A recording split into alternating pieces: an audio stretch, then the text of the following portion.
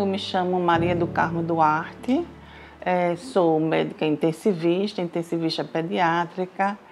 Estou aqui desde o início da inauguração do Hospital Esperança e, além disso, de trabalhar na assistência, eu sou docente pesquisadora do IMIP, que representa a felicidade para mim, é o meu bem-estar integral.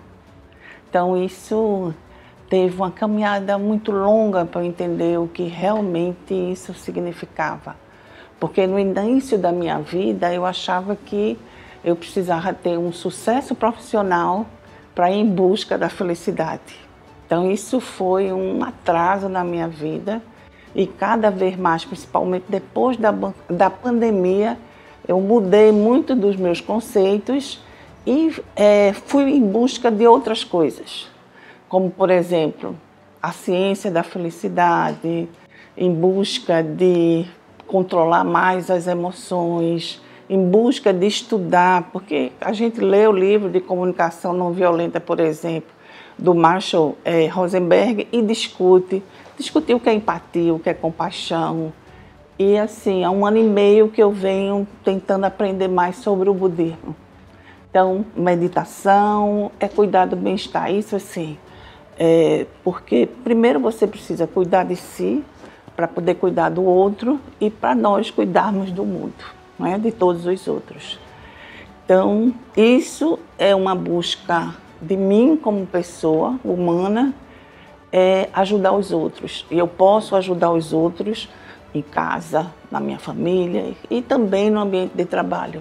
Então, uma UTI pediátrica digamos assim, é um ambiente muito estressante. Estressante para a equipe, estressante para a criança e tem um binômio criança-família. Então, em 2000, outubro de 2000 foi inaugurada aqui e a gente começou a trabalhar muito antes. Então, Eduardo Jorge Fonseca, que é um pediatra e assim, eu considero ele um visionário. Ele era, então, o gestor escolhido por Ronald e Marcelo para coordenar a pediatria. E aí eu tive o prazer de ser chamada para coordenar a UTI pediátrica. E assim, para mim não era difícil, porque eu trabalhava já na UTI pediátrica do IMIP e trabalhava no IMIP com ele. Então, a gente tinha assim, muitos sonhos na época, porque a UTI pediátrica do IMIP foi de 89, 90, então a gente já tinha aí 12 anos de terapia intensiva pediátrica. E tive na minha vida o prazer, que agradeço muito, de encontrar uma pessoa chamada doutora Júlia Mello, que ela tinha estado 10 anos na França em serviço de reanimação, terapia intensiva, e que tinha um olhar diferente, tá? Então, assim, a gente tinha a oportunidade de ter a tecnologia, tá? De ter uma estrutura, tudinho, mas eu sempre busquei na minha vida algo mais, porque cuidar do paciente precisa de muito mais do que a parte técnica. Então, isso a gente começou a trabalhar e a gente percebia que tanto Ronald como Marcelo nos deixavam com muita liberdade de fazer o que era ético, o que era digno, o que nós pensávamos que deveria ser feito na época.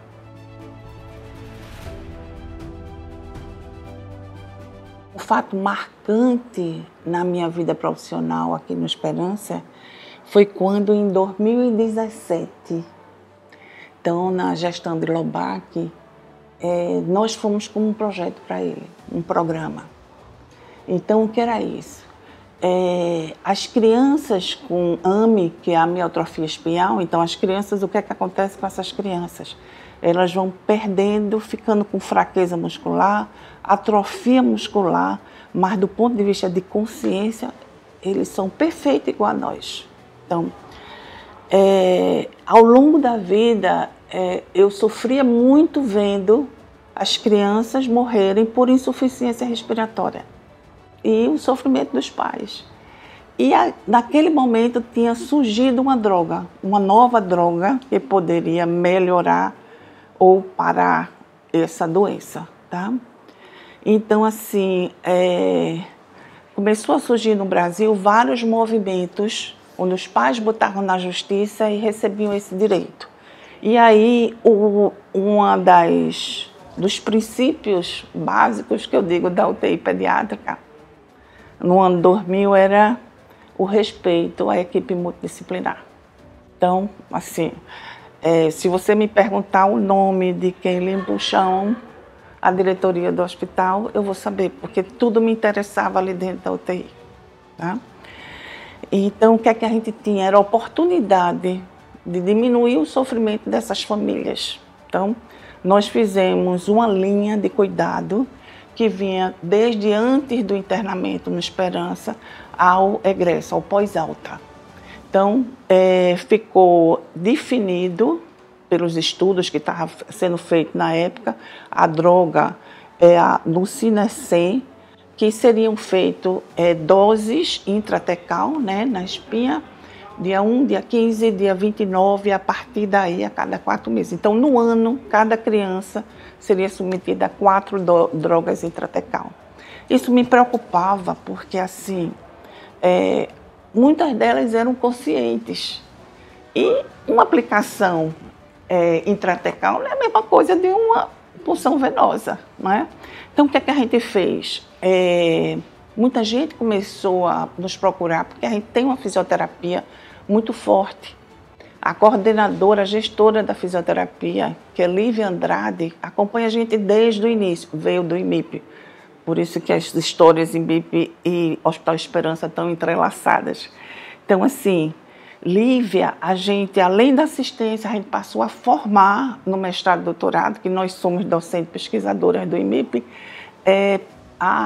o pessoal. Então, o pessoal começou a fazer mestrado, doutorado, e se aperfeiçoar muito bem, e passar a ser uma UTI de referência aqui no Norte e Nordeste. Então, as pessoas nos procuravam e a gente fez um protocolo interdisciplinar, que rapidamente era isso. Fui falar com o Lobac porque a medicação custa caro, então tinha guarda da medicação, então as pessoas não sabiam fazer como era isso, era tudo muito novo. Então, era bom em vários aspectos. Então, a gente não ia atrás de ninguém, essas crianças vinham para a gente através de neurologistas, tá? Já tinha indicação, se conseguia isso via justiça, a gente tinha guarda da medicação, ela tinha a primeira visita com a gente, era uma visita de acolhimento, dependia dos pais se as crianças vinham ou não, tá? Mas era feita por médico, enfermeiro, fisioterapeuta, por nutricionista. Então, era dentro da UTI, no parlatório da gente. Então, a gente falava sobre a doença, falava sobre a droga, falava sobre os possíveis efeitos adversos, acolhia a criança e a família. A gente perguntava se eles queriam visitar o local, que eu achava que era muito importante eles saberem que não era o que eles pensavam. Cada um imagina uma UTI pediátrica diferente, né? UTI é uma coisa assim que todo mundo tem medo.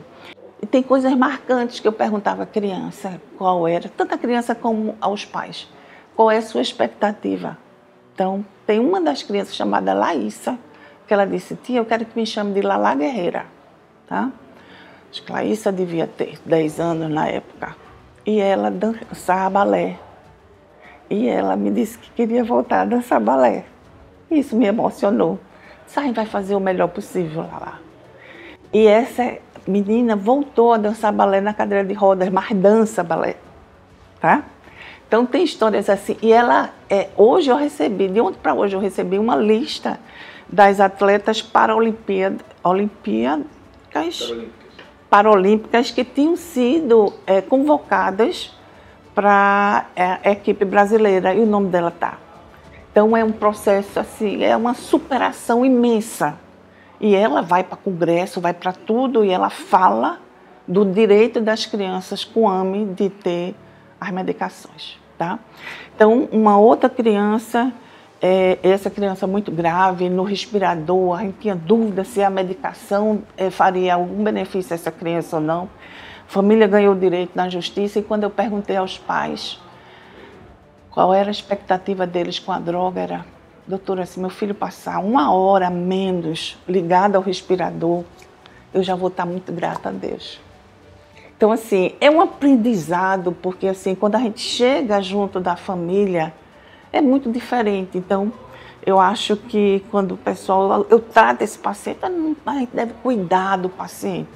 Cuidar do ponto de vista holístico, a gente tem que pensar o que é que ele espera de nós, o que é que eles querem de nós.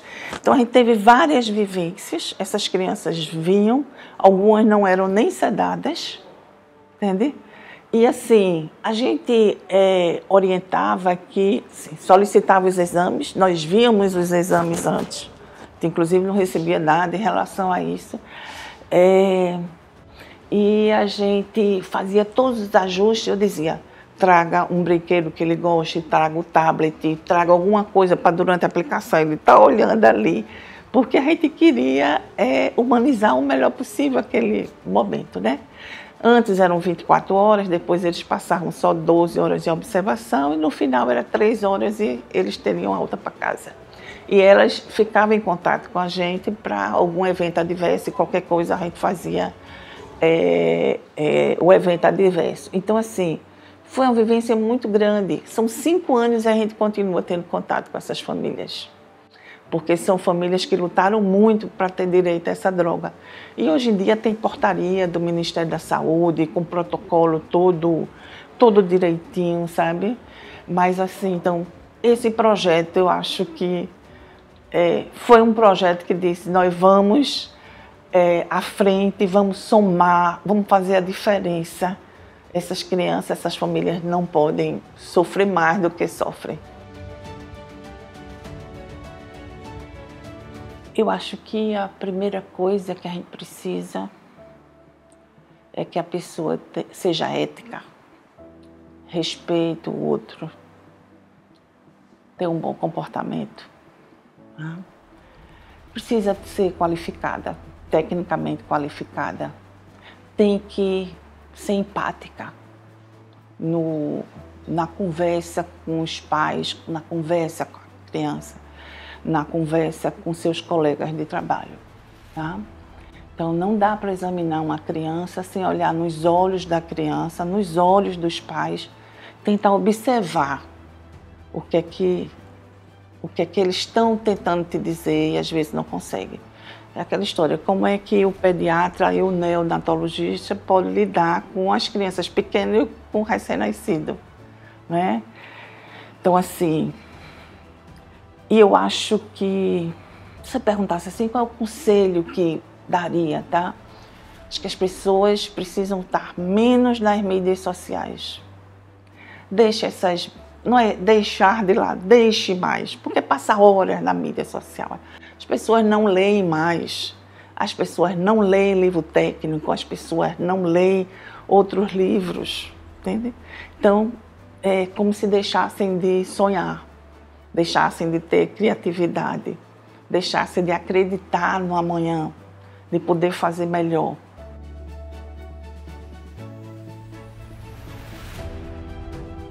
Eu acho que a esperança está a todo vapor. Né? A gente foi da época que não tinha nem acreditação, né? Depois começamos a aprender o que era ONA, fomos ONA 1, ONA 2, ONA 3, para começar a acreditação internacional, a acreditação canadense. Eu acho que aí essa acreditação deu muita qualidade e segurança. Era o que tinha por trás de todo esse processo de acreditação. Acho que o que faz com que a instituição se mova para frente é motivação. Tá? A motivação, não existe motivação extrínseca, isso não é verdadeiro, a motivação é intrínseca. E a motivação depende de vários fatores. Então, sim, vai ser imprescindível conseguimos motivar as pessoas, conseguimos integrar as pessoas para que a gente consiga avançar. Eu não acredito que seja só com mais tecnologia, não. O mundo precisa de mais.